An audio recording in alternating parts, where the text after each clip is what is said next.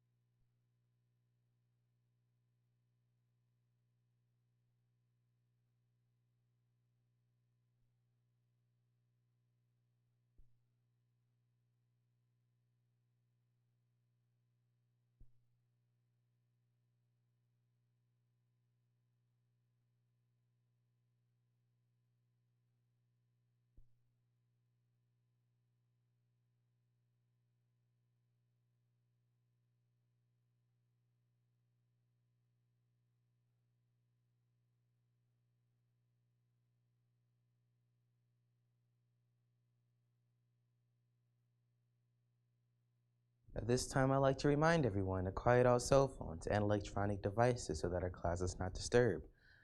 Our first speaker will be myself, Joshua Green. And what I plan to go over tonight is the aims, and to keep it simple and to teach what I know.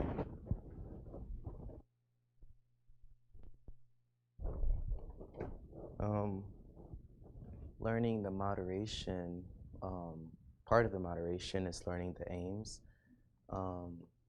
and I guess that's what I'm going to go over, is the aims. And the first aim is to help you find and know Yahweh, our Elohim, as he really is and actually exists. And that's the first aim. And coming into class, that's what our goal is, to help you find and know Yahweh, our Elohim. Not to come here to be, or not to come here to be something we're not, or to cast judgment onto other people, or just be here because we know the Creator's name and boast, oh, we know Yahweh's name. No, that's not why we're here. We're here to help you find and know Yahweh, our Elohim, as he really is and actually exists. And just going over the aims is something that simple could tell a lot. And can we get the definition of really? And it's a few definitions I want. I'm just going to give you really and exist.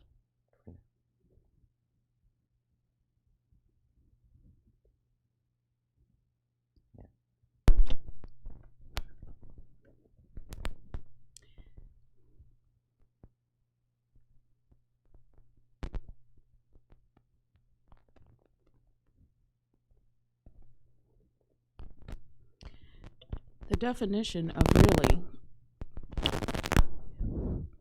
The definition of really. In actual fact, as opposed to what is said or imagined to be true or possible. Very thoughtfully. An exclamation used to express interest, surprise, or doubt. Is that it? Used to express mind protest, used to express agreement, really and truly, used to emphasize the sincerity of a statement or opinion. Okay, can you repeat that again? The definition of really. In actual fact, as opposed to what is said or imagined to be true or possible. Used to add strength, sincerity, or seriousness to a statement or opinion. Seriously used in questions and exclamation with an implied negative answer. Very thoroughly. used to express interest, surprise, or doubt, used to express mild protest, used to express agreement, really and truly, used to emphasize the sincerity of a statement or opinion. Thank you. I wanted to thank you for listening to the definition of really. But in the beginning, really is what actually exists, or what is true and what exists. And can you get the definition of exist, please?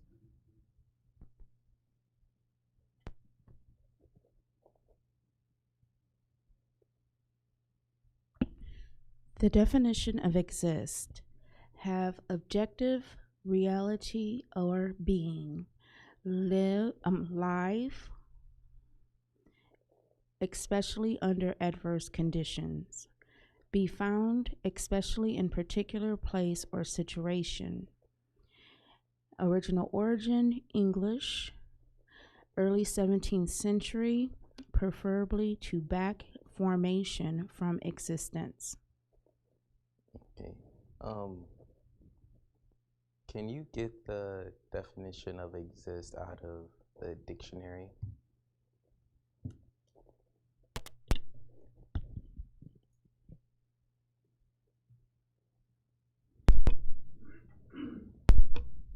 Exist out of the American Heritage Dictionary of the English Language.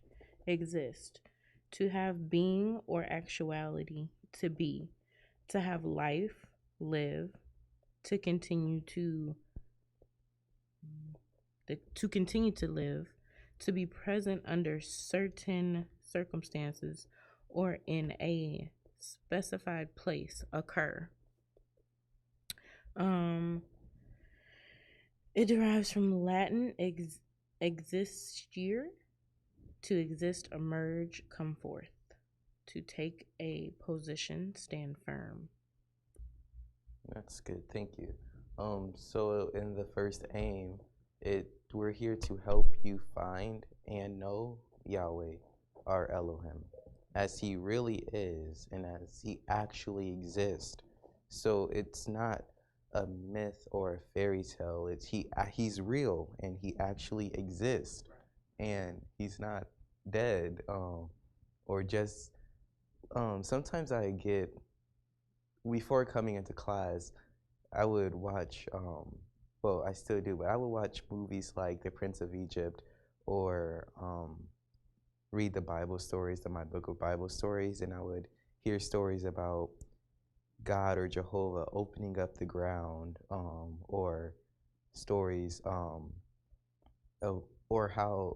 or the story, or Noah and the ark, and how he made it rain for 40 days and 40 nights. And we don't really see that happen today in time, but that doesn't mean that that can't happen, or that he doesn't exist, or that he doesn't have power. And before coming into class, I didn't think that. I thought that that just happened back then in biblical times, and we're not in biblical times anymore. So, he can't still do that, but that's not true. And coming into class, I found and learned of Yahweh, and not Jesus, but Yahweh, the true name of our Creator, our Father, and that he does exist, and it's proven every day, even when we breathe and when we walk, and it's witnesses that, would I say contest to his name, or witness this that prove his name, or his existence. And can we get a test to his name? Can we get the definition of help and find?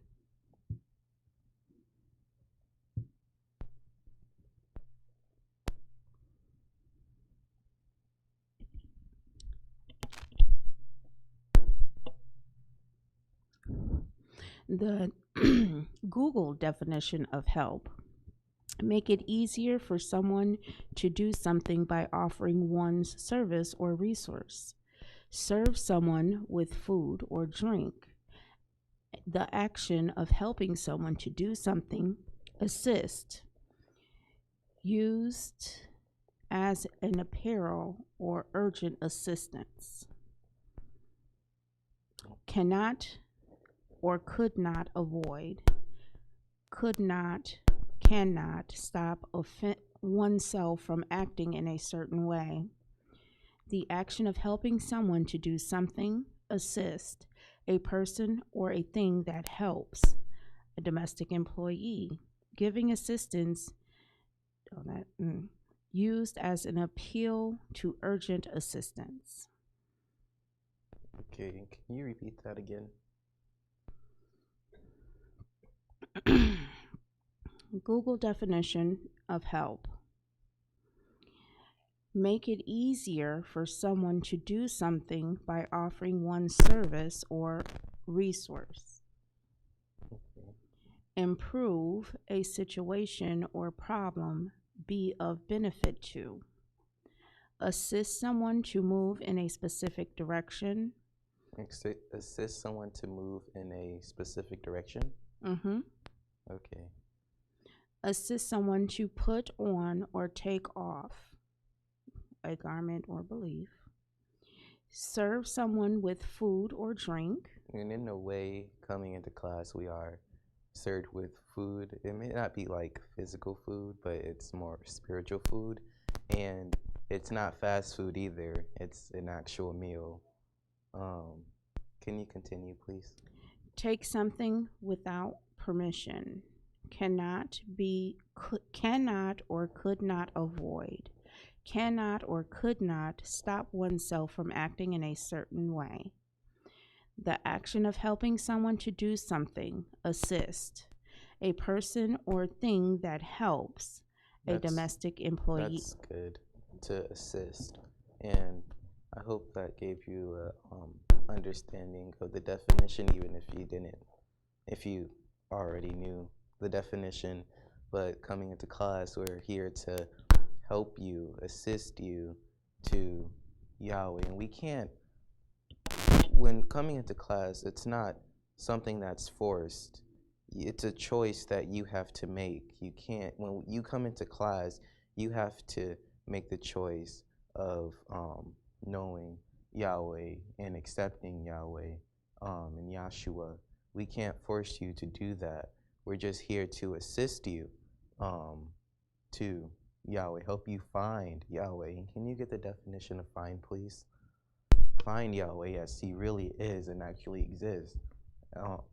That in proving his existence and that he's real. Find. This is also out of the American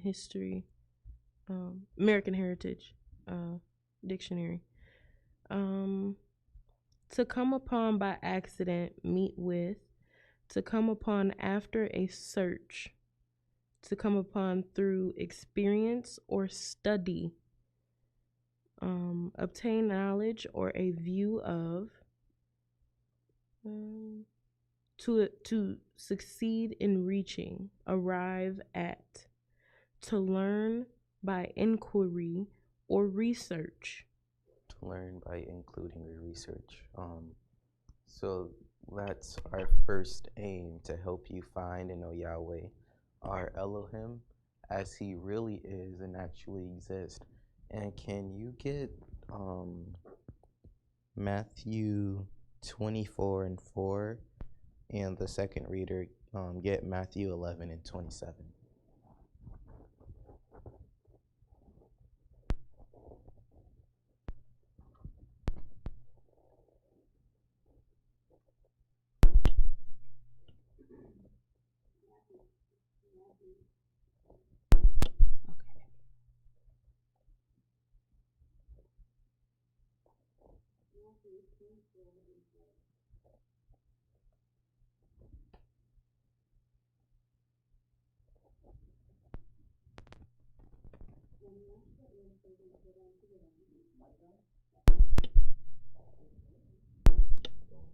Hello?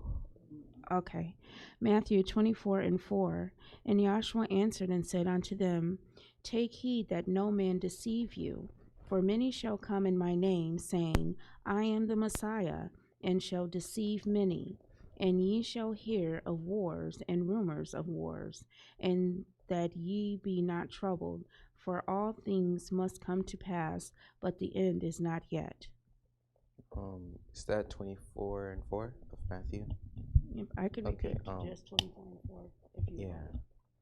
24:4 says, And Joshua answered and said unto them, Take heed that no man deceive you. Take heed that no man deceive you. And before coming into class, I was deceived and going to church and worshiping Jesus and Jehovah. Coming into class and doing research, finding out that the letter J didn't exist in the Hebrew, Greek, Latin, and it was the last letter to put in the English alphabet. And doing research, finding out that his name couldn't have been Jesus or Jehovah, and there wasn't a letter J. And if there wasn't a letter J, then what was there? And coming into class, finding Yahweh, Elohim, and Yahshua, it's you. I don't know how to explain. It's like you can't be, once you have the name, and it's not, you can't be distilled. No one can come and tell you that's not his name, or prove or disprove that this is not the Creator's name, or that it's a Trinity. No one can come and disprove that this is not a unity, and no one can come and disprove that this is not his name. And before coming into class, I was deceived, but having Yahshua, it's not the same. I'm no longer worshiping or serving Jesus or Jehovah, and now I have the truth. Can you get Matthew 11:27? Matthew 11:27. And turning to his disciples, he said, All things are delivered unto me of my Father, and no man knoweth the Son but the Father, neither knoweth any man the Father save the Son, and he to whomever the Son will reveal him. Can you repeat that again? 27 of chapter 11. And turning to his disciples, he said, All things are delivered unto me of my Father, and no man knoweth the Son but the Father, neither knoweth any man the Father save the Son, and he to whomsoever the Son will reveal him. Okay. I'm sorry, can you repeat that one? Yes. more time? Yep. 27. And turning to his disciples, he said, All things are delivered unto me of my Father. All things, and this is Yahshua speaking. All things are delivered unto him. Continue. And no man knoweth the Son but the Father. Can you Start over? Yeah. And turning to his disciples, he said, All things are delivered to me. I'm going to start over. And turning to his disciples, he said, All things are delivered unto me of my Father. All things are delivered unto him of his Father. Continue. And no man knoweth the Son but the Father. No man knoweth the Son but the Father. Continue.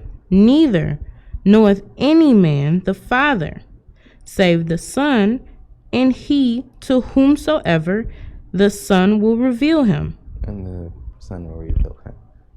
Can we also get 2 Thessalonians 1:7-8?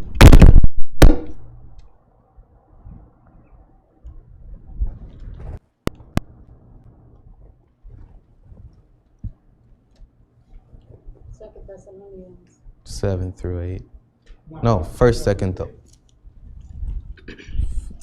2 Thessalonians 1, 7 and 8. And to you who are troubled, rest with us when Yahshua the Messiah shall be revealed from heaven with his mighty angels, in flaming fire, taking vengeance on them that know not Yahweh, and that obey not the glad tidings of our Savior Yahshua the Messiah. Okay. Can you get Deuteronomy 6 and 4?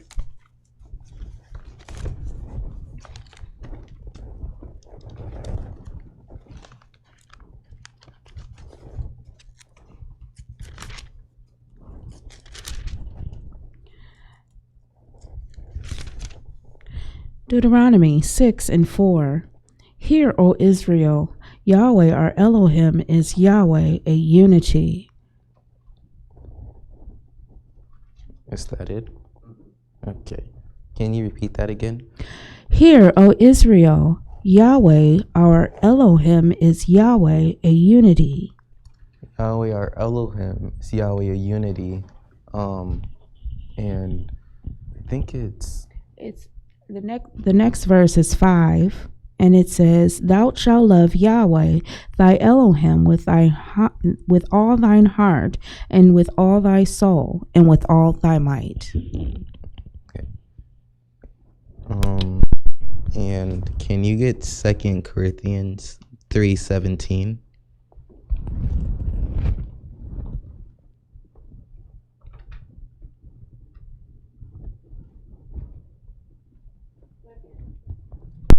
Second Corinthians 3 and 17. Now Yahweh is spirit, and where the spirit. Okay, and then John 4 and 24.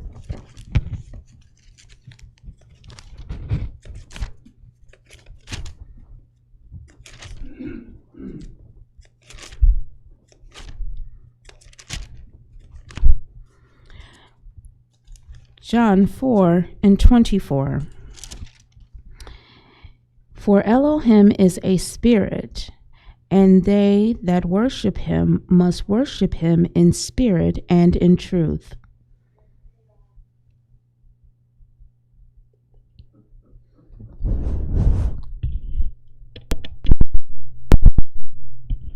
Repeating John 4 and 24. For Elohim is a spirit, and they that worship him must worship him in spirit and in truth. Can you repeat that one more time, please?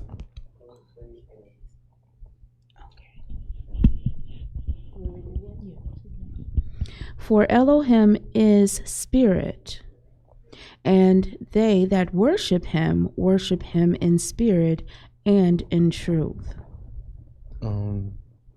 And those were the scriptures with the first aim, and I wanted to get all of them. And Yahweh is spirit, and to worship him, you must worship him in spirit and in truth. Not lies, but truth. And I'm going to go to the second aim now. I hope you got something from the first aim. And the second aim is to form a nucleus of universal brotherhood of humanity in Yahshua the Messiah, without distinction of race, nationality, creed, sex, caste, or color. And when I was learning the aims, I didn't know what that aim was talking about in the beginning. I didn't know what nucleus or brotherhood was, or creed, or caste. So can you get the definition from the beginning, a few definitions, the definition of form and the definition of nucleus?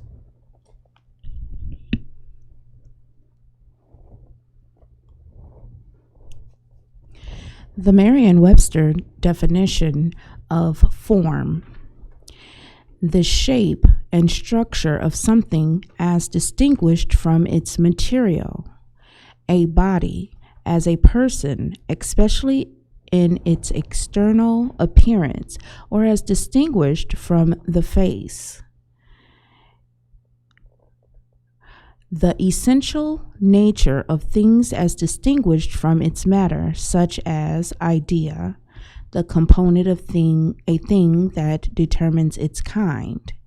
Established method of expressing or procedures according to a rule or rote. Also, the standard expectation based on past experiences. A prescribed or set order of words. A printed or typed document with blank spaces for insertion of required or requested information. 5. Conduct related by extraneous control as a custom of etiquette. Show without substance, a manner of conduct as tested by a prescribed or accepted standard, a manner of style of performing or accomplishing according to recognizing standards and techniques. Number 6, the resting place or nest of a hare, a long seat, bench. 7, the supporting frame, model of the human figure or part of the human figure usually used in displaying apparel.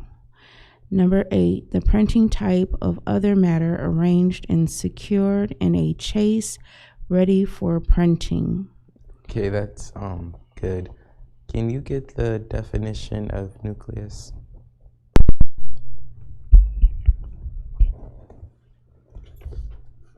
Nucleus, out of the dictionary. Got it? Yeah. Sorry, lost my spot. Anything regarded as a basis for future development and growth. A kernel, a beginning. A central thing or part around which other things are grouped. Core.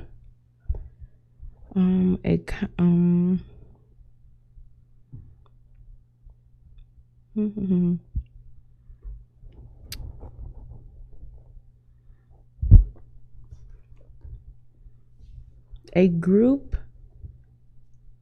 the central point of a starch granule, a group of nerve cells or localized mass of gray matter in the brain where nerve, that one isn't. Thought I seen one more. I think that's good. Can you get there was a lot of definitions of form. I didn't know it was that many. But can you get the first few definitions of form again? You want them out of the dictionary? The verb. The verb, okay. Do you want them out of the dictionary, Google? Or does it could matter? It doesn't matter. I have one out of the dictionary. The essence of something as distinguished from its matter. Yep, that's not. That's a noun. The verb from the definition I have is bring together parts or combine to create something, make or fashion into certain shape or form. Let's see here. I'm still going down to the verb, sorry. That's good. Can you repeat the first definition again? Okay.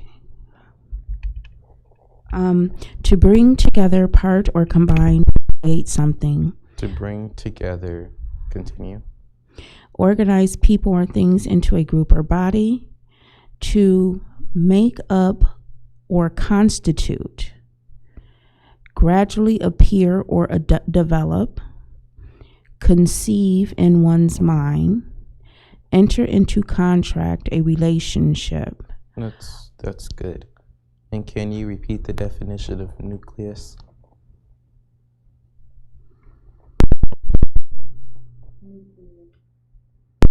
Nucleus. Anything regarded as a group, I'm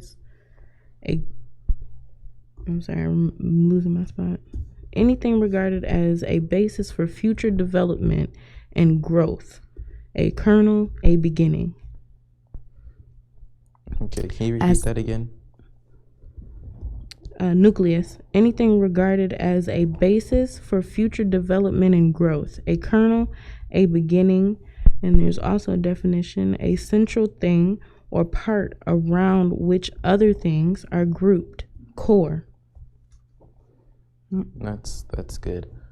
So I'm gonna have you get a few more, but the next definitions I need are of the words universal and brotherhood. But the second name is to form a nucleus of universal brotherhood of humanity in Yahshua the Messiah, without distinction of race, nationality, creed, sex, caste, or color. And in the beginning, it's to form a nucleus, and we got the definition of form. A nucleus is to bring together, to form, to bring together, and nucleus to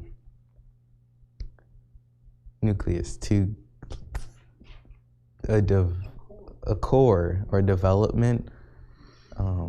So to bring together or develop, but would core be like a good word to use?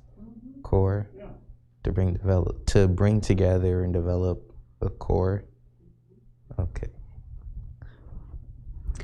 The definition of universal as an adjective of affecting or done by all people or things in the world or in a particular group applicable to all causes, denoting or propositioning in which something is asserted to of all of a class. As a noun, it's a person or thing having universal effect, currency, application. The universal proposition, a term or concept of general application, a nature of essence signifying by a general term. The universal grammatical rule of linguistic features.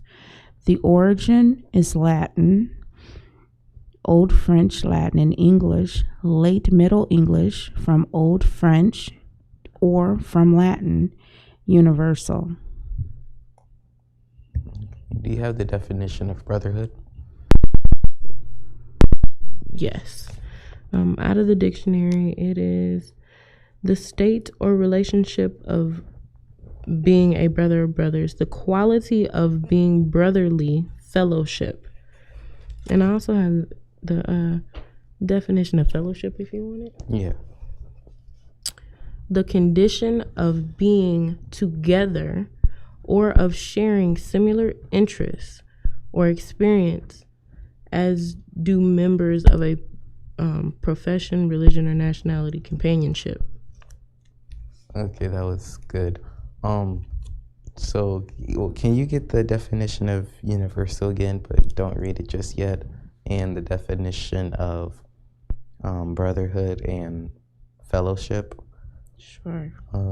So the beginning of aim 2, after helping you find and know Yahweh, or Elohim as he really is and actually exists, is to form, to bring together a nucleus, develop, to bring together or develop a core, and the definition of universal, please. The definition of universal as an adjective of affecting or done by all people or things in the world. That's good. Affecting or done by all people or things. And the definition of brotherhood.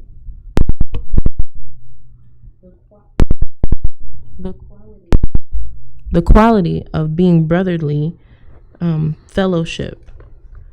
And then fellowship is the condition of being together or of sharing similar interests or experiences.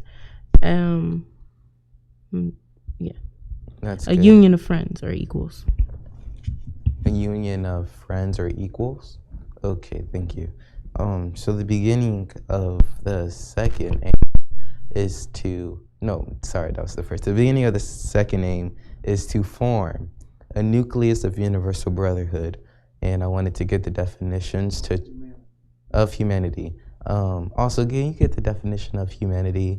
But I wanted to try to break down the beginning, or not all of, I haven't got all of it yet, but try to break down the beginning to understand what it's saying.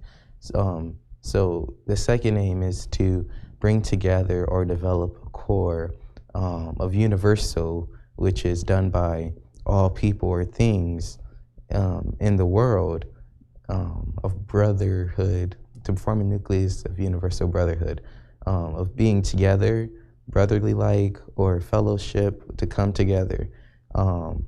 And that's in the beginning of the second name, to basically it's saying to be together. We're forming or developing a brotherhood or fellowship. And can you get the definition of humanity? The definition of humanity, it's a noun. The human race, human beings, collectively. The fact or condition of being human, human nature, humaneness, benevolence, humanities, learning or literature concerned with human culture, especially literature, history, art, music, and philosophy.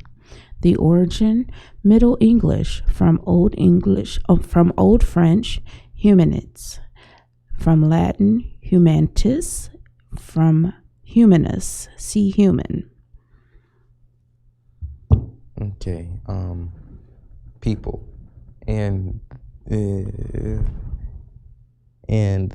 to the second name is, the second name in the beginning of the second name is to form a nucleus of universal brotherhood of humanity. And I wanted to get those definitions to try to break down what that's saying. And it's the definition of form, to bring together, forming, and the definition of nucleus is developing a core, and so it's forming or developing a core of universal brotherhood, and universal meaning done by everyone or everything in the world, and brotherhood of being together, brotherly like, or fellowship. Being, one of the definitions of fellowship is being equal, of humanity, which is people. So basically it's saying to form, to come together as one, to form, I'm trying to put it into words, sorry, to bring together a core, or to unite together. That's the word I'm looking for, to unite and be as one in Yahshua, the Messiah. And Yahshua here, the Messiah. That's the beginning of the second aim, to unite, to be together. That's what it's saying. But I didn't know what those words meant before learning the aims. Well, I used them before, but I didn't actually know the definition. Like, sometimes I would think I know a word when I actually don't. Or, for example, the word for FOR had like 74 definitions, and I didn't even know that. I didn't know the basic definition. I used the words daily, but I didn't actually know it. But learning the aims, those were some words that I had to look up, and getting the definitions were to kind of minimize or to simplify what it's saying is to be as one, or be united in Yahshua, the Messiah, and not separate, but we're together in a brotherly form, or in fellowship, or as equal. And can you get the definition of distinct and the definition of race? for now.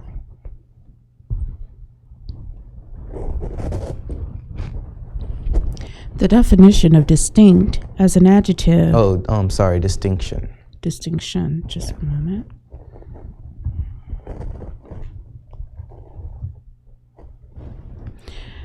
The definition of distinction, a difference or contrast between similar things or people. Okay, that's good. Difference or contrast. Can you repeat that again? As a noun, a difference of contrast between similar things or people. Between similar things or people. Okay.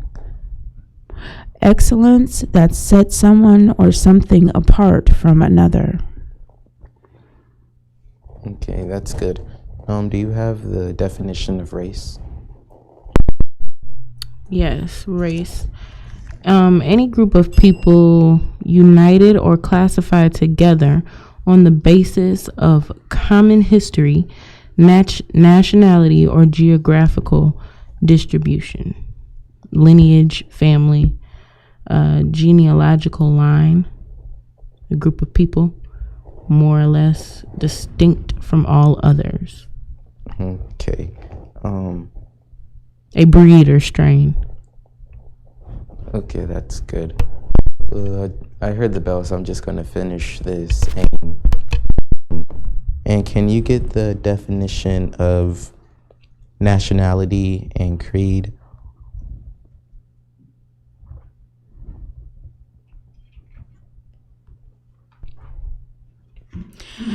The definition of nationality as a noun, the status of belonging to a particular nation, an ethnic group forming a part of one or more political nations. I'm sorry, can you repeat that again? Yep. The definition of nationality, the status of belonging to a particular nation. Back up from the mic a little. The status of belonging to a particular nation. Okay. An ethnic group forming a part of one or more political nations.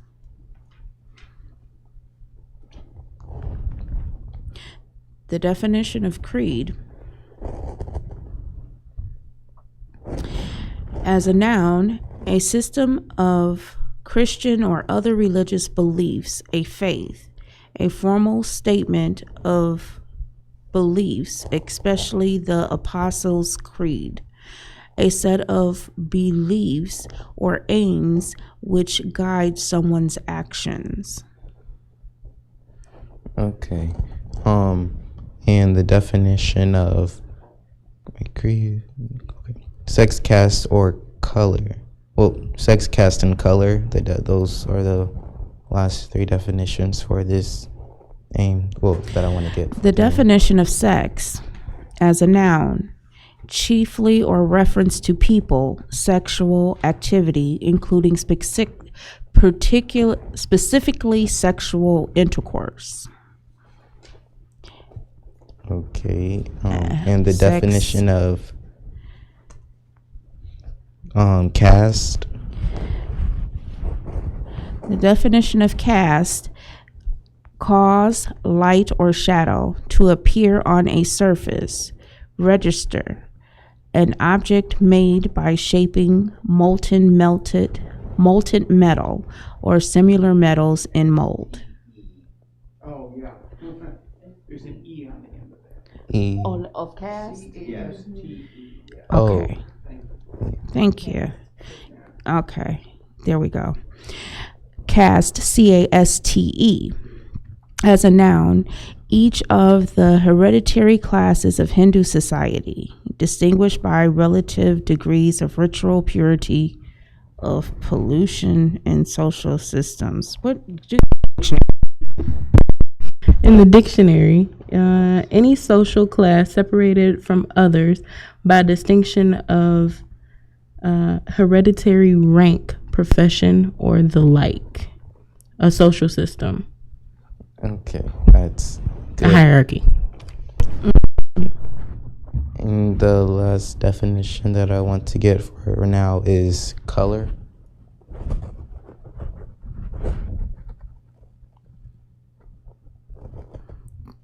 The definition of color. As a noun, property possessed by an object of producing different sensations on the eyes as a result of the way the object reflects or emits light. As a verb, change the color by painting of a person or their skin, their skin shown embarrassment or shame by becoming red, blushed. Okay, that's good. So the second aim is to form a nucleus of universal brotherhood of humanity, which is that right there is saying to form, to come, bring together and unite, be as one or as one core in Yahshua, and then in Yahshua, to form a nucleus of universal brotherhood of to form a nucleus of universal brotherhood of humanity in Yahshua the Messiah, and then without distinction, and we got the definition of distinction, without difference or similarity of race or nationality. And can you get those definitions again really quickly? Race, nationality, and then creed.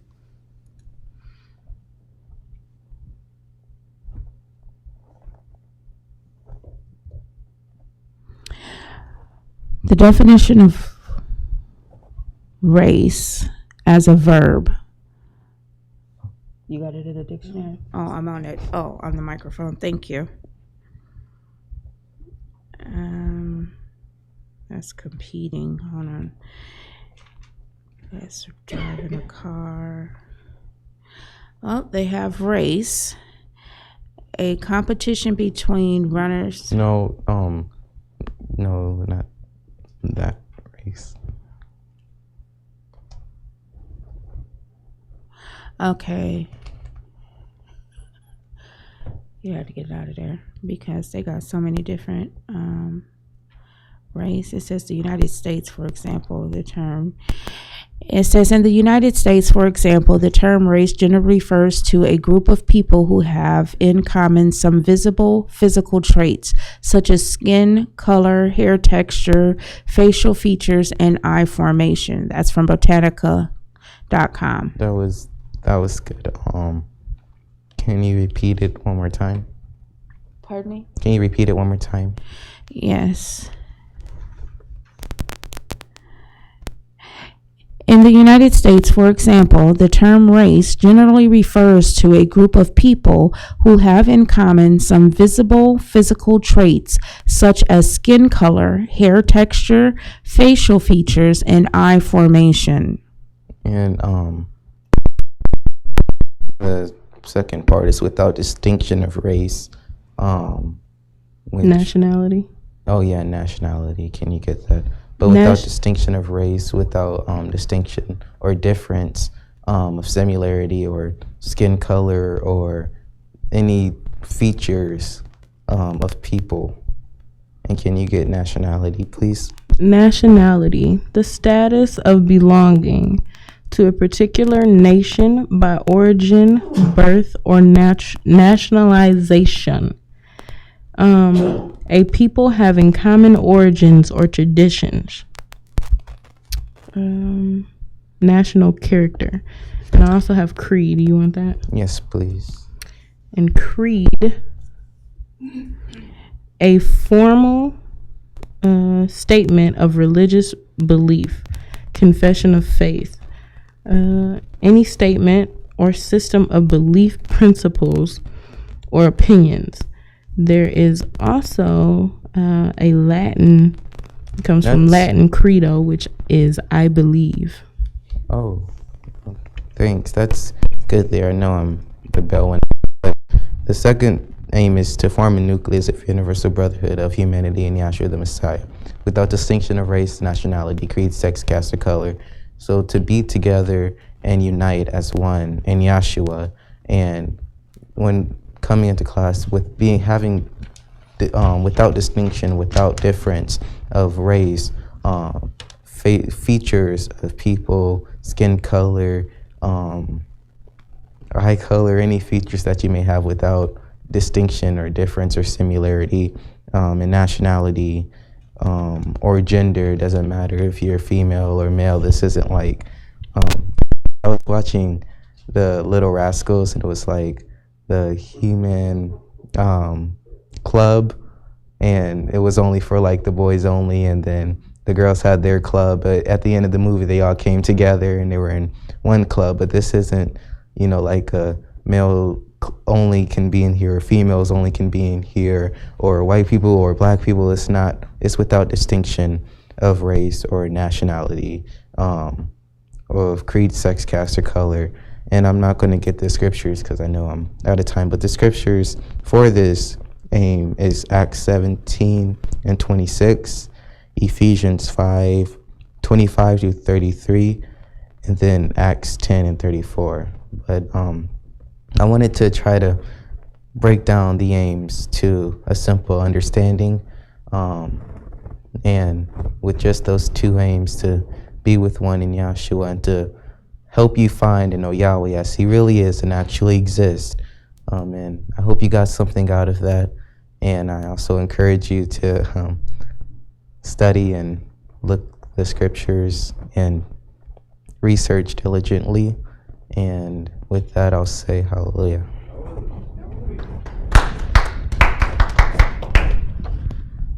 Our next speaker tonight will be the president, Dr. Tina Pettigrew.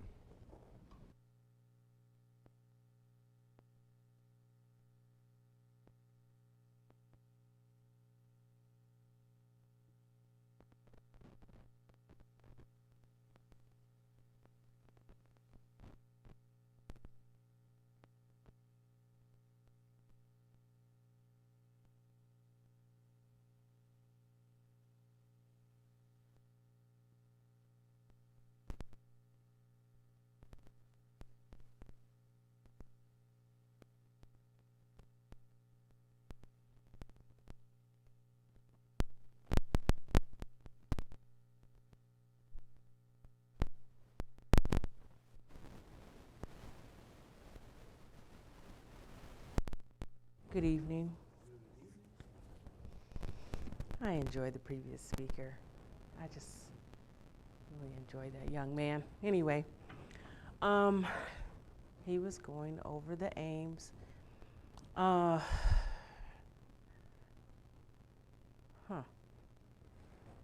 Well, we had a Zoom class this morning, and I got to get you in that Zoom class. Got to get him in, because that was the assignment, to go over the aims. But it was according to law of prophecy fulfillment. That's another thing to bring into it, because why don't we go get Isaiah 8 and 20.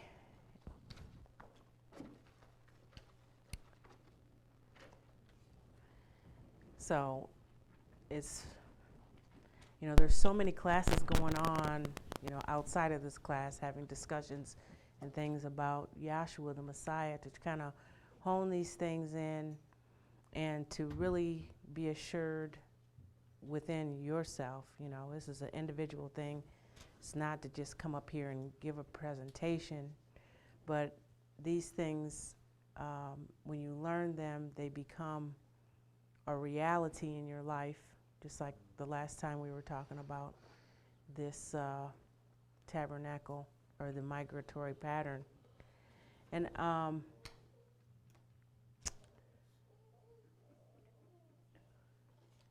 good morning, sunshine.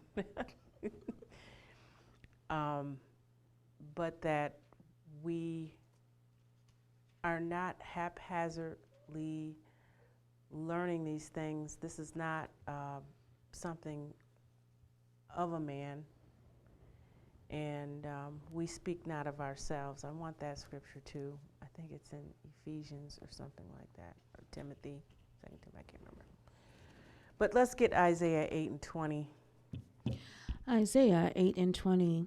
to the law and to the This testimony. is the prophet talking, and the last time we were talking about how that this word or son is the expressed image of Yahweh Elohim. And I was just looking up the word form and the word create, because Yahweh said he formed the light, but he created darkness. And the word create kind of comes from something where it's as the result of something else happening. But to form means to bring into a certain order or way to express something else. So Yahweh Elohim came into shape and form. They had, remember we talked about those divine attributes: wisdom, knowledge, intelligence, love, beauty, justice, foundation, power, and strength. These attributes, Yahweh coming out of pure spirit into shape and form as the Word or Son, the only begotten or the first expression. So he's forming himself in a certain way so that we might understand something about him. We said, go ahead and get Isaiah 8:20 first. Isaiah 8:20, to the law and to the testimony.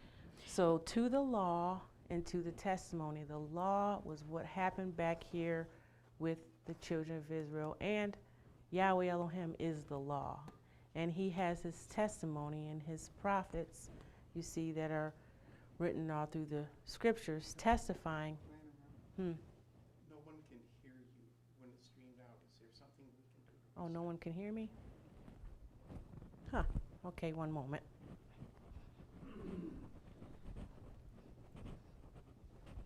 Did somebody text you? Call me. Testing 1 2, testing 1 2. That's strange. Let's see. Oh. Testing 1 2. For some reason, this always happens when I get on the phone. Can they hear me now? So Debbie White, can you tell me if you can hear? Can you just write in the chat box that there's going to be a delay? Or Carl or Laura Mackey or... Can you just type in there in the chat box?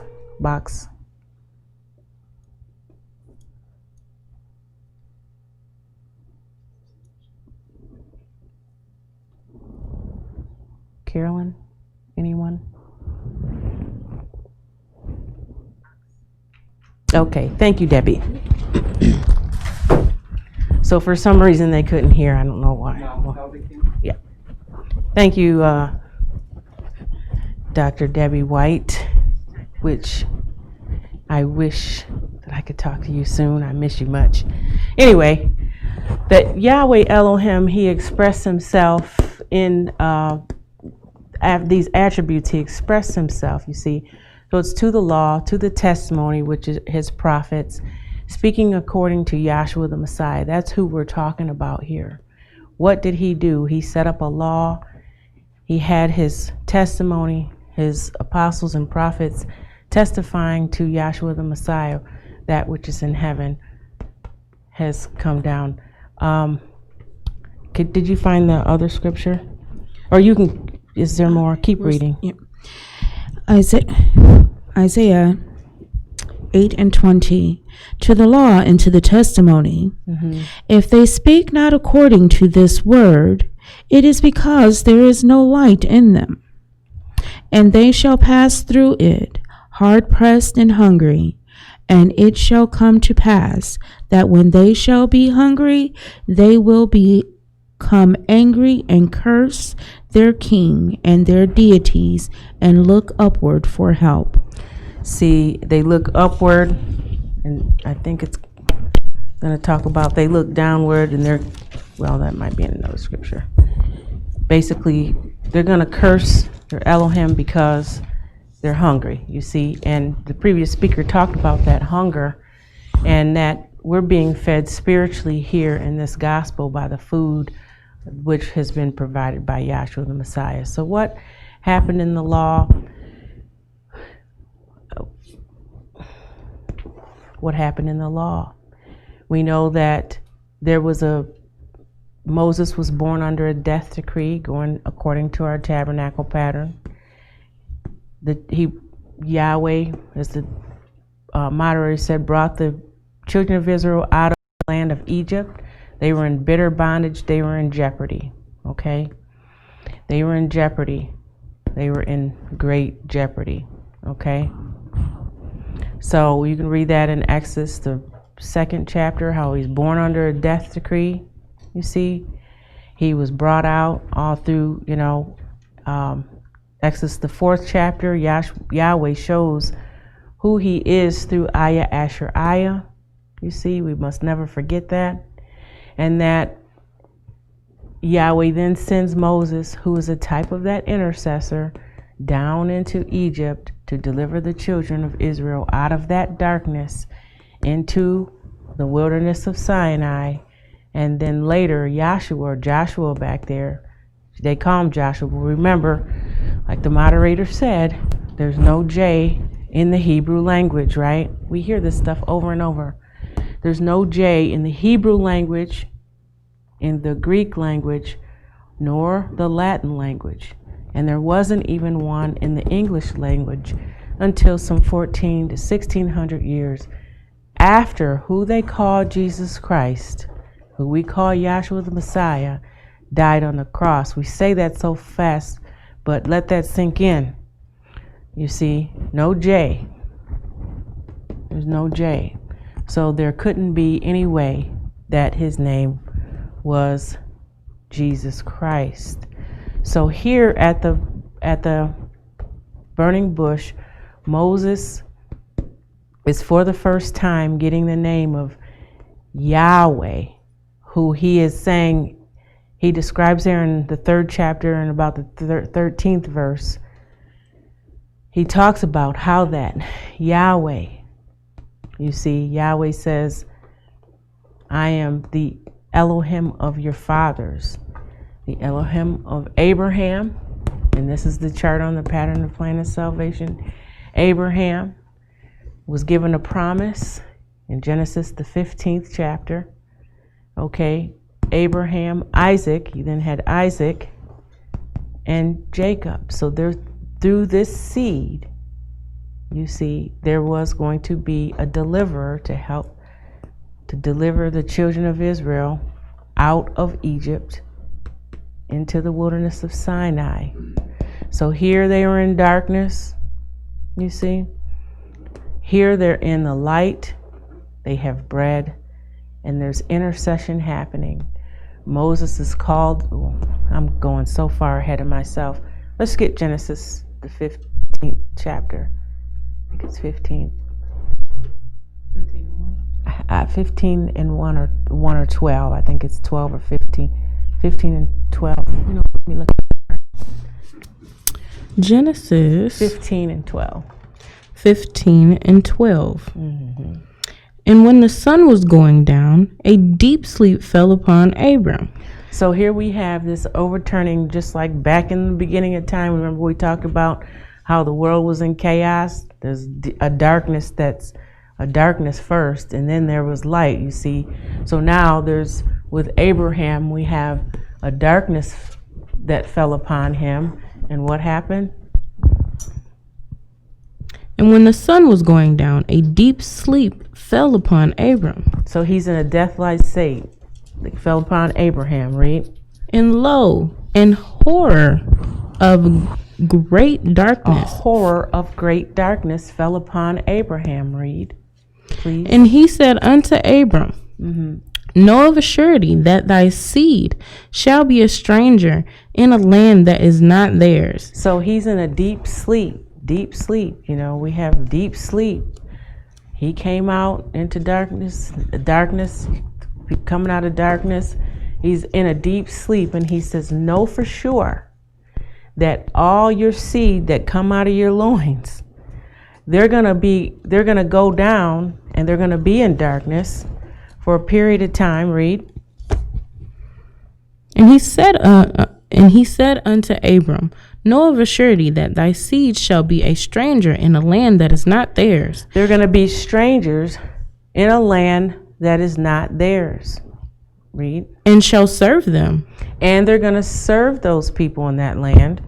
And they shall afflict them 400 years. And they're going to be afflicted for 400 years.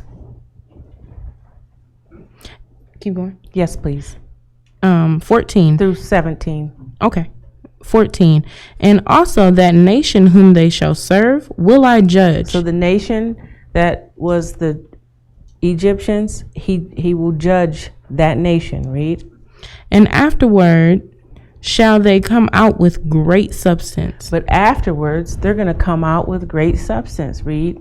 And thou shalt go to thy fathers in peace. And see, you're going to go to your father in peace. Go to their father in peace. You see, they're going to go to destroy the land. They're going to come out with great substance, and they're going to come to their father in peace. He says, worship me at this mount, so you can sacrifice to me, throw a feast, and I will be your Elohim. You shall be my people. Read. Thou shalt be, I'm going to start over at 15. And thou shalt go to thy fathers in peace. Thou shalt be buried in a good old age. Talking about Abraham. But buried in a good old age. But in the fourth generation, they shall come hither again for the... I'm sorry. So in the fourth generation, so this is the first, this is the second, this is the third. Abraham, Isaac, Jacob. And then Jacob's name is turned to Israel because he went from being, Jacob means something, but Israel, father of many nations. I can't remember at the moment. Look it up. Go ahead and read. Subplanner or something. 16. But in the fourth generation they shall come hither again, for the iniquity of the Amorites is not yet full. And it shall come to pass that when the sun went down and it was dark, behold, a smoking furnace and a burning lamp that was passed between those pieces. So you have this overturning. What verse are you at? 7. Okay, that was 17. So we have Abraham, Isaac, Jacob. His name, Jacob's name is turned to Israel. And we see the children of Israel. This too is the migratory track on this chart, as it is on this one. And he's in Egypt. I'm getting distracted from all the extra stuff going on here. But he goes down into Egypt. Abraham, Isaac, Jacob, Israel, the children of Israel are in bondage, okay? All right. So we have them in bondage, and again, but they come out into the wilderness of Sinai, right? Now, Abraham, Isaac, Jacob, okay?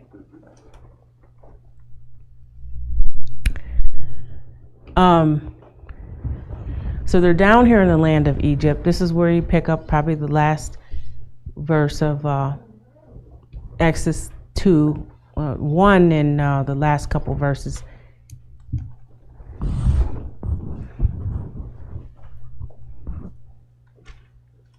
Exodus 1 and daydreaming on me.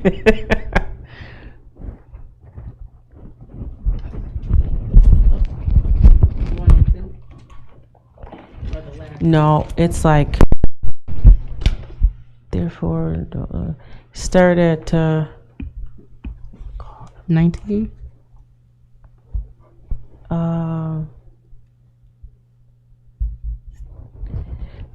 Just start at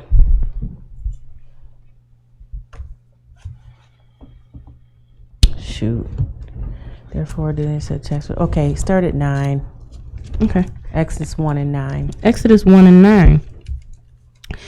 And he said unto his people, behold, the people of the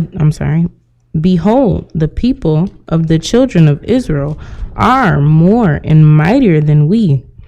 Come on, let us divide wisely. Deal let us deal wisely with them, lest they multiply, and it come to pass that when there falleth out any war, they join also unto our enemies and fight against us, and so get them up out of the land. Therefore they did set over the masters. Therefore they did set over them taskmasters to afflict them with their burdens. So they're afflicted with their burdens down here, and they're in bondage. Read. And they built for Pharaoh treasure cities. That's what I want. So they built for Pharaoh treasure cities. Okay. Again, they built for Pharaoh treasure cities. So now they're in bondage. They're enslaved. They're building treasure cities for Pharaoh, and he wants them to just stay there. So through a series of different things that happen, right? What happens then? Go down to Midwife. Then there's a death decree, right? Further, little further down, and all of the male children under 2 years old are to be killed, right? Skip down to like 15 of chapter 1 of Exodus. And the king of Egypt spake to the Hebrew midwives, of which the name of one was Shipra, and the name of the other Puah. And he said, when ye do the office of midwife to the Hebrew women, and see them upon their birth stools, if it be a son, then ye shall kill him. But it's so evil. So anyway, this is what they're doing. This is what he's doing. He's killing the male children of the Israelites. You see, they're in this bondage. They're getting killed, and the babies 2 and under. And if it's a girl, then save them alive, right? And so what they're doing is they're killing the babies. All right, killing the babies. So this is all a spiritual thing to show you how that satanic spirit, he's gonna you see this darkness. In Revelation, it talks about how the whole world has been deceived. You, me, the churches, everybody in the world has been deceived in that darkness. And that satanic spirit, that death delusion, the father of lies, that's what he's trying to kill inside of you, that male child, you know, in principle, that Yahshua the Messiah, trying to keep you from who you are. That's why it is imperative and important to learn and know about the name of Yahweh through his son Yahshua the Messiah, and to abandon these names here altogether, because they're just going to lead you unto darkness and despair. There's only one way, one truth, and one life, and that's just the way it is, okay? Yahweh said it so. Again, we speak not of ourselves, we speak of Yahweh Elohim, and these things can be proved through these principles. You see, they're under a death decree, and they're down there for some time. They get buried in the Red Sea. You see, they come up after they have to put the blood of the lamb on the door. That's imperative. They got to put the blood of the lamb on the door before they can escape anything. So we come to find out a little further. I don't know if you want to read there. We need to skip up, because we find out that there's going to be a deliverer, which is the type of that high priest back here sent, and his name is Moses, and he's being born under a death decree.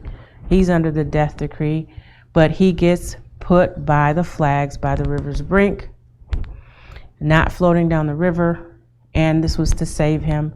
Pharaoh, the one who's killing up everybody's daughter, finds him in the river, right, and pulls him out. And she says, I will call him Moses because I drew him out of the water. That is 2 and 5. Go ahead and pick it up. 2 and 5 of Exodus. And the daughter of Pharaoh came down to wash herself at the river, and her maidens walked along by the river's side. And when she saw the ark among the flags, she sent her maid to fetch it.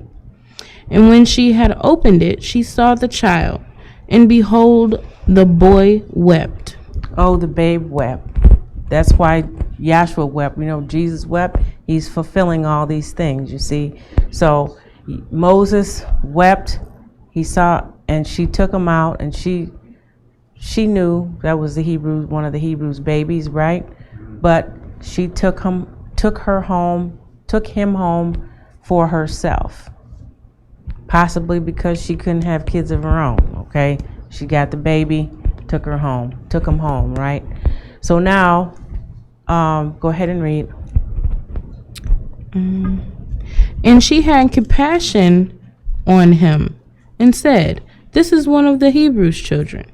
Then said his sister to Pharaoh's daughter,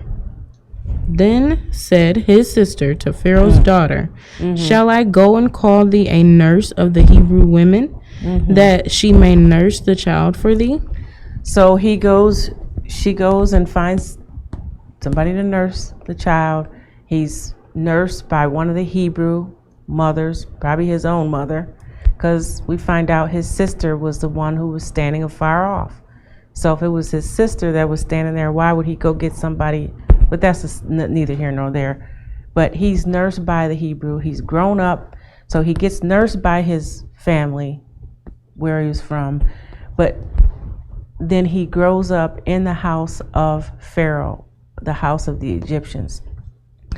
Yahweh, you cannot escape Yahweh's plan. He will hide it right underneath your nose, right? Right underneath your nose. So he goes and calls. He gets nursed. He then grows up. We're going to try to. He grows up, and he goes and looks upon his brethren, and he sees what their sorrows are, right? And let's go down. 11. Yeah, 10. 2 and 10 of Exodus. And the child grew, and she brought him unto Pharaoh's daughter, and he came to her as a son. And she called his name Moses, and she said, because I drew him out of the water. You see that? She drew him out of water. We see our witnesses of heaven, spirit, the water, and the blood. You see, she drew him out of the water. And that's kind of typifying spirit to me, you know. But I shouldn't say that. Go ahead. 11. And it came to pass in those days when Moses was grown, that he went out unto his brethren, and looked on their burdens, and he saw an Egyptian smiting an Hebrew, one of his brethren.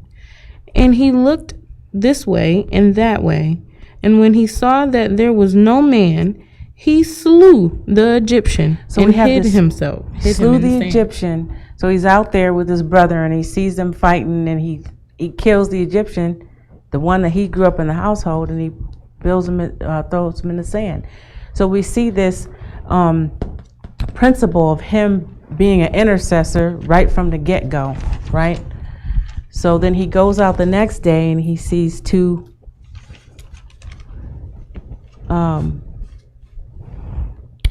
Hebrews fighting, and the one says to him, "Are you going to do what you did to me, what you did to the guy yesterday?" So he says, "This thing is surely known," right? And he says, you know, when Pharaoh finds this out, he's going to want to kill me. Now these principles are pertinent and important. This actually shows forth the migratory pattern of what happens in the purpose of Yahweh, and it also is the migratory pattern actually corresponds and correlates to the principle of Yahweh's foundation, the foundation, and also goes along with, in your body, the digestive system, so that you could see how these things operate and how that this is truly a way of spiritual food on the basic foundational level. Do you understand what I'm saying? Okay, so go ahead and read. Start right where I was. No, where I left off. And Midian. Hmm? The priest of Midian. Yeah. 16 of chapter 2 of Exodus. Now the priest of Midian had 7 daughters, and they came. We got to go back because I'm saying he's an intercessor. Go to 14 or 13. Okay. And when he went out the second day, behold, 2 men of the Hebrews were quarreling, and he said to him that did the wrong, wherefore smitest thou thy fellow? And he said, who made thee a prince and a judge over us? Right there is what I'm saying. He is their prince and a judge over. He's asking him, but Yahweh put those words in his mouth, Who made thee, you Moses, a prince and a judge over us, you see? And we find out that that's just setting up later on how he is the prince of Egypt, or that, again, type of intercessor that you see in this tabernacle pattern. You see, Yahweh sent Moses. He sent him to deliver Yahweh's people out of Egypt, but he's that type of intercessor, you see. Go ahead and read. Intendest thou to kill me as thou killedest the Egyptian? And Moses feared and said, surely this thing is known. Now when Pharaoh heard this thing, he sought to slay Moses. But Moses fled from the face of Pharaoh and dwelt in the land of Midian. And he sat down by a well. Now the priest of Midian had 7 daughters, and they came and drew water, and filled the troughs to water their father's flock. And the shepherds came and drove them away. But Moses stood up and helped them. So again, we have him interceding again. And we have the women at the well. You see, just like the bride of Yahshua the Messiah, down here, we are women at the well of eternal life and spirit. And you see what I'm saying? And that satanic spirit is as of that shepherd, you see, that's interfering with the watering of the flock of Yahshua the Messiah. Do you understand what I'm saying? And so here again, Moses acts as that intercessor and gets those shepherds off of them and allows the women to water their flock. So, they come home early that day, and Jethro, the priest of Midian, you see, you got a priest, you got a priest, you got a high priest in the tabernacle, you have this priest, and Yahshua the Messiah is the true priest, and Yahweh is the true high priest. You see what I'm saying?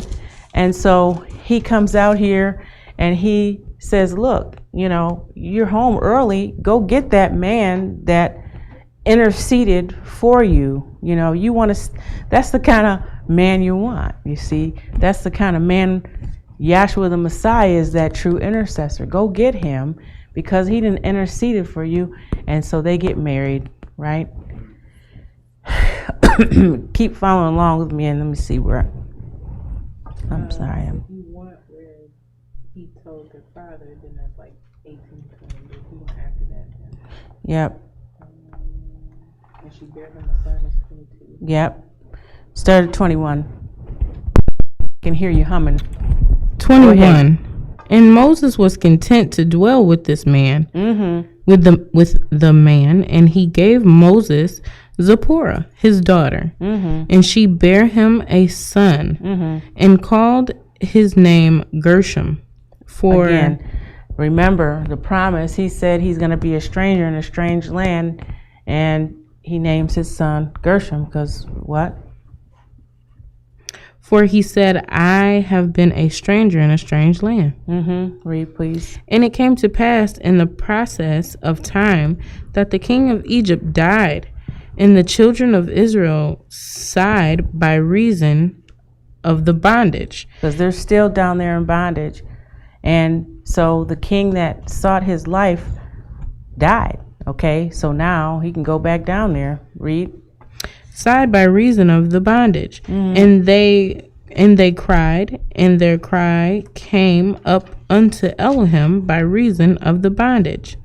And Elohim heard their groaning, and Elohim remembered his covenant with Abraham, with Isaac, and with Jacob. And Elohim looked upon the children of Israel, and Elohim took cognizance of them. We're at chapter 3. Okay.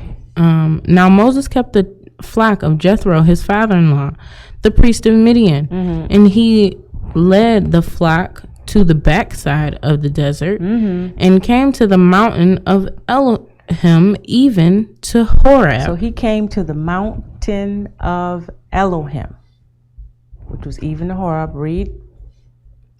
And the angel of Yahweh appeared unto him in a flame of fire. Now the angel of Yahweh appeared to him in a flame of fire.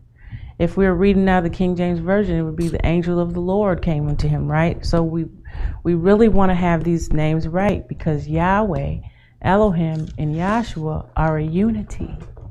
There's Yahweh the Father. He has angels. You see now Yahweh. Go ahead and read.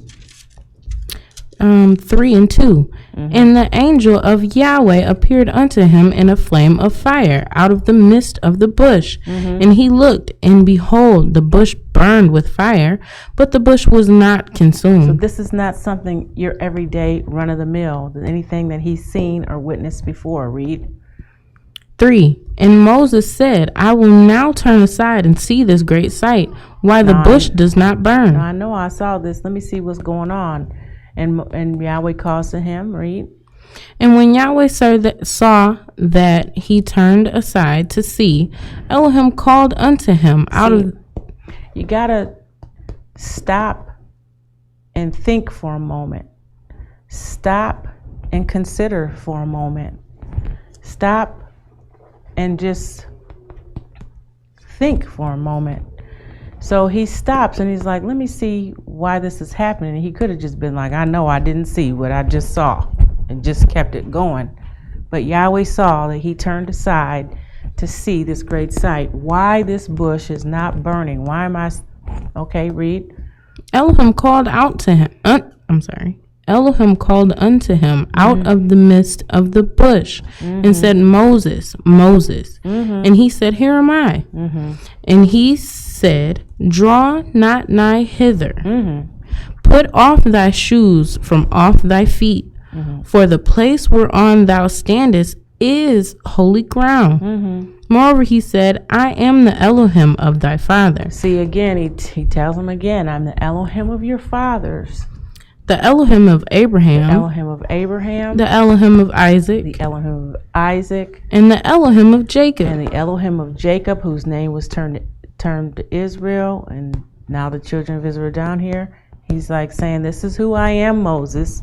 Read. And Moses hid his face, for he was afraid to look upon Elohim. And Yahweh said, I have surely seen the afflictions of my people which are in Egypt. See, Yahshua's down here. He said, I've seen the affliction of my people which are in Egypt. Read. And have heard their cry by reason of their taskmasters. He heard it. For I know their sorrows. How does he know? Because he was there. Read. And I am come down. Now, Yahweh is talking to Moses, and he said, I, Yahweh, am come down to do what? To deliver them out of the hand of the Egyptians. To deliver my people, the children of Israel, forefathers, Abraham, Isaac, and Jacob, out of the land of Egypt. Read. And bring them up out of that land Now unto a good land. You're going to bring them out of this darkness into a good land, unto a large land. Read. And a large, unto a land flowing with milk and honey. Flowing with all the substance and sweetness, okay, that you can imagine. Read. Unto the place of the Canaanites, and the Hittites, and the Amorites, and the Perizzites, and the Hivites, and the Jebusites. Now therefore, behold, the cry of the children of Israel is come unto me, and I have also seen the oppression wherewith the Egyptians oppress them. Come now, therefore, and I will send thee unto Pharaoh, he says, come now, therefore. You see this down here? This is Joshua down here in Egypt. He's saying, come now, and I'll send you over to Pharaoh. Read. That thou mayest bring forth my people, the children of Israel, out of Egypt.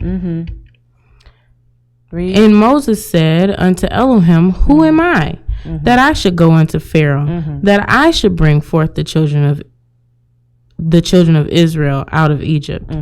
And he said, certainly I will be with thee. Now and he says Yahweh. He says first, Moses says, who am I?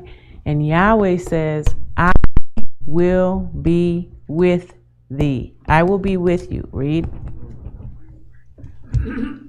And this shall be a token unto you. Read. Exodus 3:12. And he said, certainly I will be with thee, and this shall be a token unto thee. So now what's the token? That I have sent thee when thou hast brought forth. The token is the fact that Yahweh sent him, and the fact that Yahweh is going to be with him. Read. When thou hast brought forth the people out of Egypt. When you bring them out of Egypt, read. Ye shall serve Elohim upon this mountain. Now the purpose of all this is to serve Elohim at this mountain. He's still talking to him. He said, you have come to the mount of Elohim, even to Horeb. You shall serve me at this mount. Read. 13. And Moses said unto Elohim, behold, when I come unto thee the children of Israel, and shall say unto them, the Elohim of your fathers hath sent me unto you. Remember, Elohim is a title for the name of Yahweh. When I come unto them and tell them that the Elohim of your fathers, the Elohim of Abraham, the Elohim of Isaac, and the Elohim of Jacob has sent me unto you. I know we've all heard this before.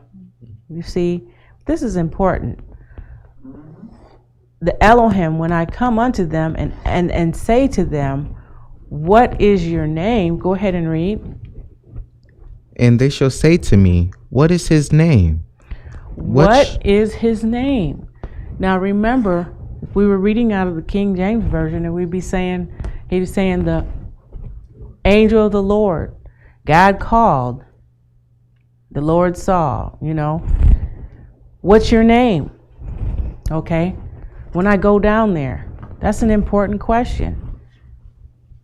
In modern day time, if we were going somewhere and I'm like, look, if I went to Donald Trump and said, look, you got to let them people go from Mexico, let them kids go, Who are you? Tina Pettigrew from Michigan, Lansing? But see, Yahweh, when Yahweh says let them go,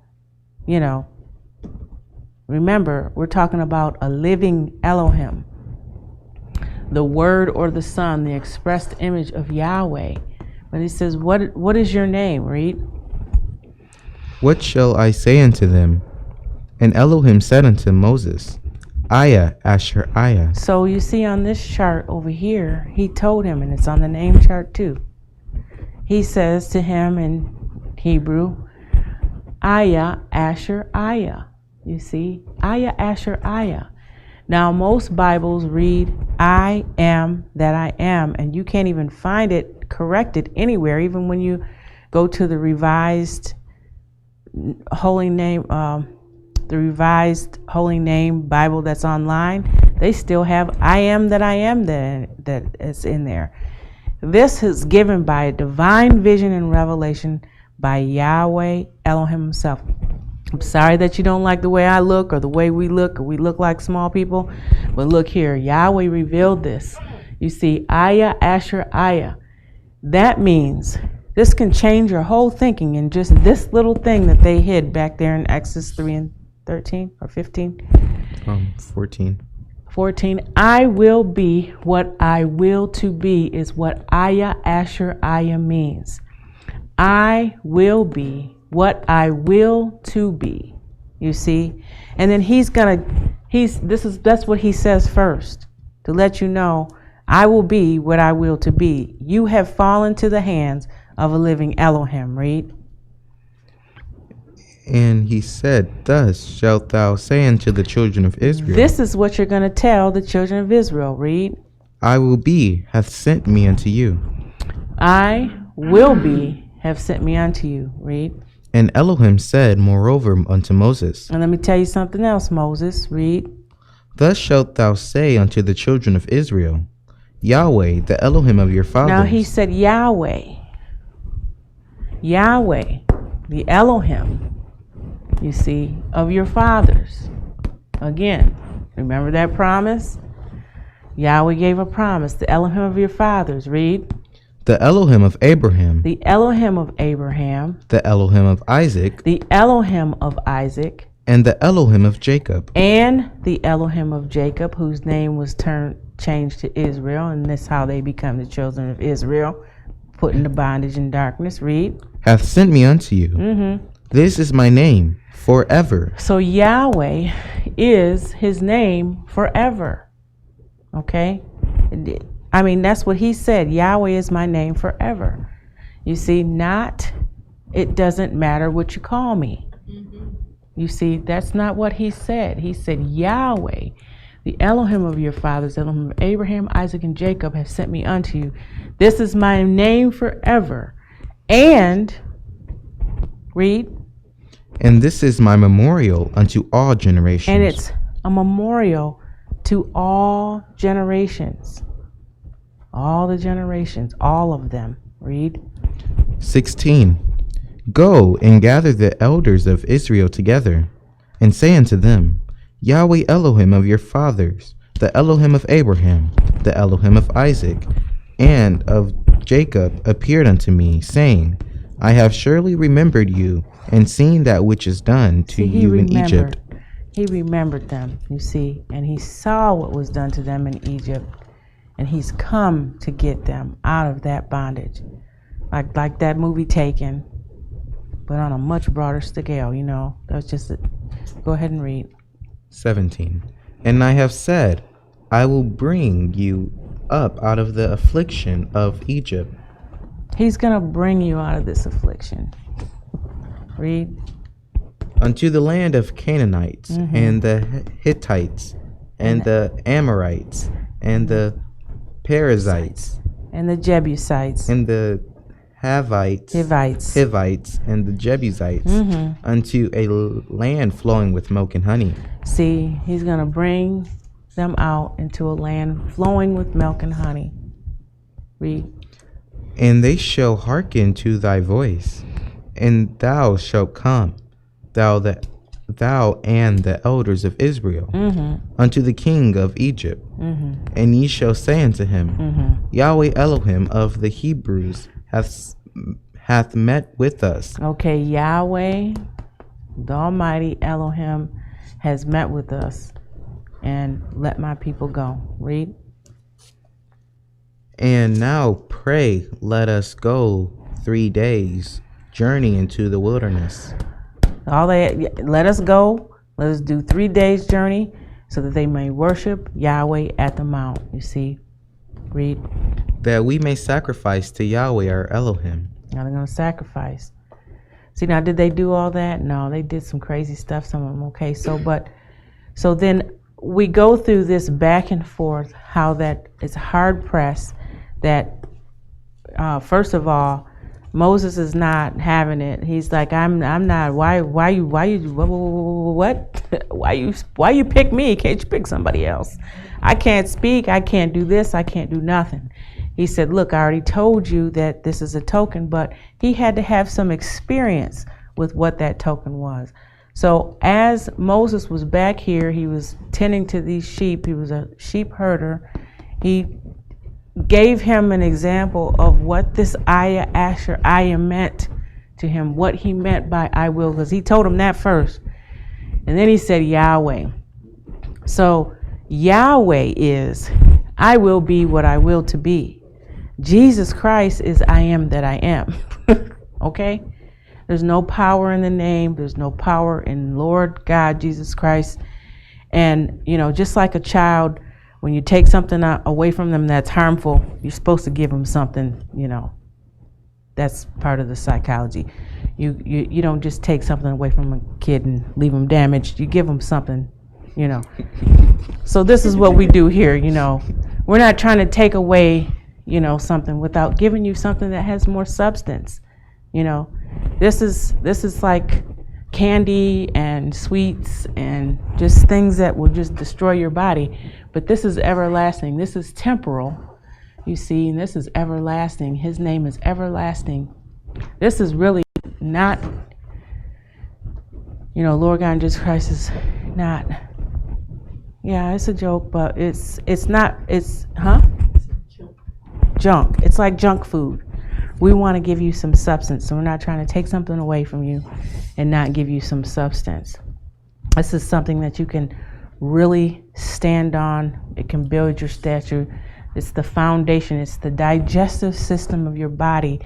You know, it's when you have problems in your body, like some of us do, you know, the problem is in the gut. You know, it's in the gut. Why is it in the gut? Because this is really your gut. This is where it all starts, in the foundational part. This whole migration is corresponding to your digestive system. And if in your digestive system you're just giving it just junk food, you're going to get diabetes. You're going to get, you know, overweight. You're gonna have problems in the system, you see. And here we're giving you the true, you know, the true eating, the, you see, substance. When he talks about the milk, you know, that milk that's prepared for a baby after it's born, we can't replicate what Yahweh has put in a woman, right, to nourish the child. It has things that builds up the immunity, you see, so that it, you know, certain things don't happen within the body. You see, it's the sincere milk of the word, you know.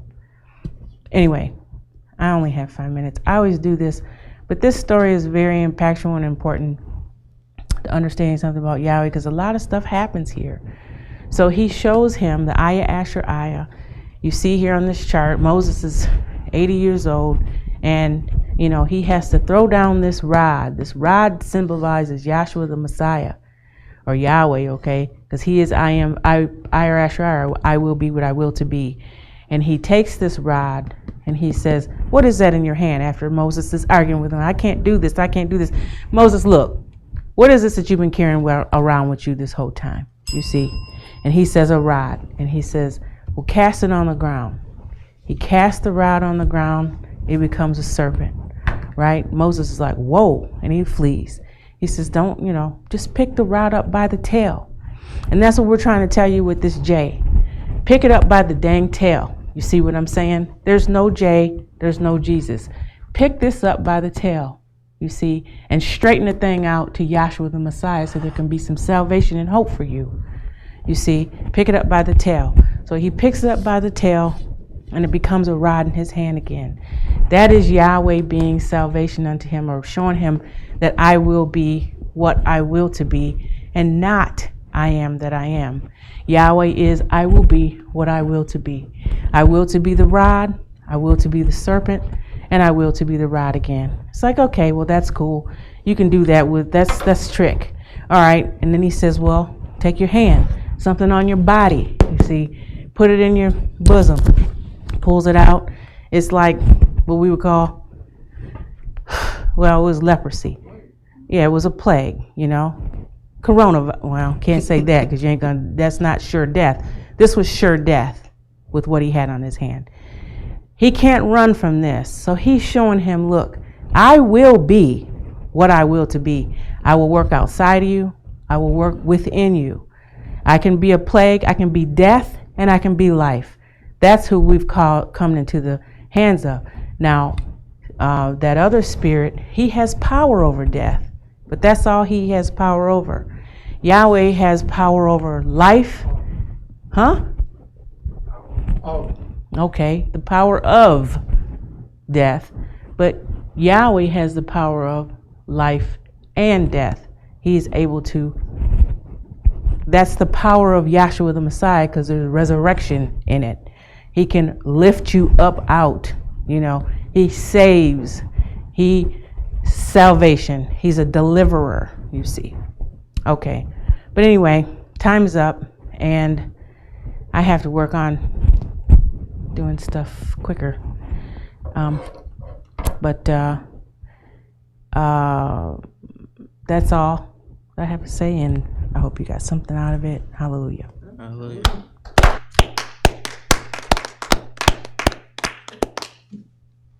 didn't really expect to be called on the floor again another night. Me too.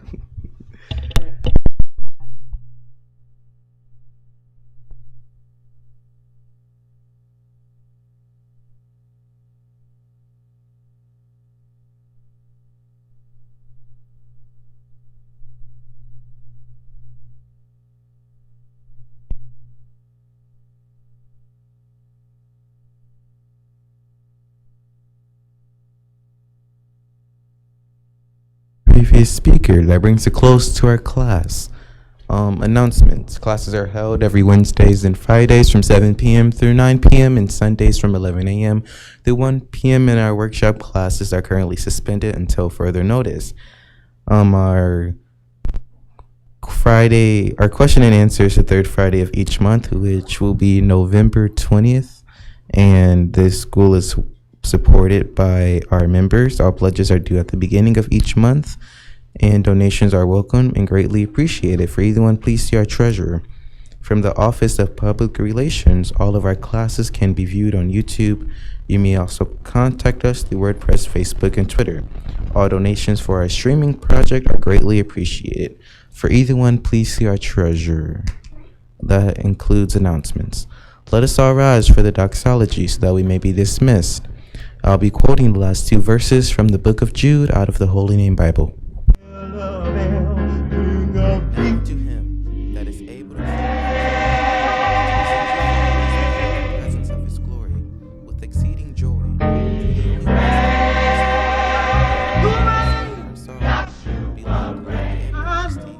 dominion and power, both before all time and now and ever. Let us all say, Hallelujah.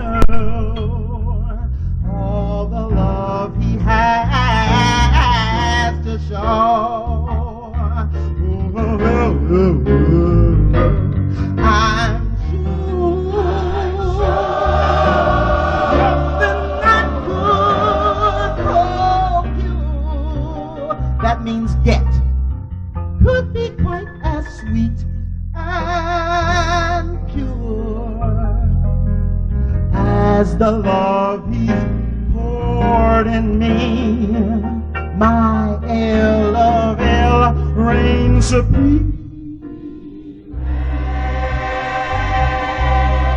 I know well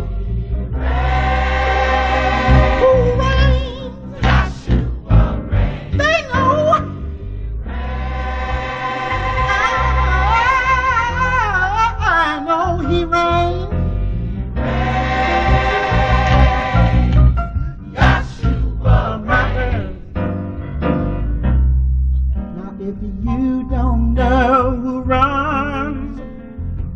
show. When he's revealed, I sure you're gonna know. I know he reigns.